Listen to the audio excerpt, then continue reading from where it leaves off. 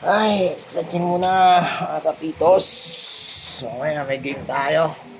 Ingat po kayo, may bagyo. Si Pipito. Nakalam pa ng airport ko yung bagyo. So, ngayon, cancel yung game. Sa bahay lang tayo. Pero, dito po ako sa bahay. Stretching ako. Okay. Merong tanong dito si Trobo Sabate ng Borongan, Eastern Samar. With 16 seconds shot clock sa Team A. Sa backcourt, thrower in, A1 sa side line. Binato ang bola sa frontcourt. Tumama sa ring ang bola pero hindi nahawakan ni naman. Bumalik ang bola sa backcourt at nakuha ni A2. Okay, question number 1 ni Trobo.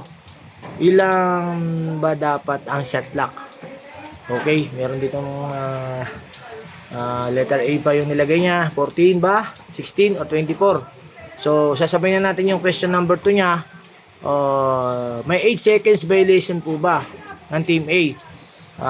1 second na lang po yung na matouch ni A2 ang bola nila doon sa backcourt. Pakisagot po, sir. Pinagkakaguluhan sa GC namin. Okay. So, dun sa rules kasi natin, dun sa 50-4 bullet number 50 for bullet number 50-2 bullet number 4. So, nasusulat doon na kapag yung bola tumama in any cause, no? For example, unahin natin na isagutin yung sinasabi, yung doon sa unang tanong niya. Kung ilan seconds ba, no? Nasa backcourt pa siya, sideline, pinasa niya yung bola sa A2. Anong nangyari? Tumama yung bola. Tapos bumalik, no? So, wala pa pong, in any cause, the ball touch the ring.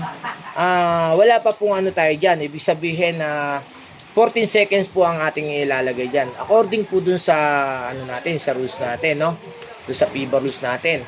Then, dun naman sa pangalawang tanong niya ni Trobo, kung meron ba siyang 8 seconds violation, wala po siyang 8 seconds violation. Kasi tapos na po yung tira niya, bumalik nga lang dun sa backcourt.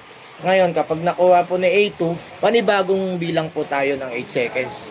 Okay guys, so para dun sa medyo naguguluhan, dun lang po natin makikita yan dun sa ruling po natin.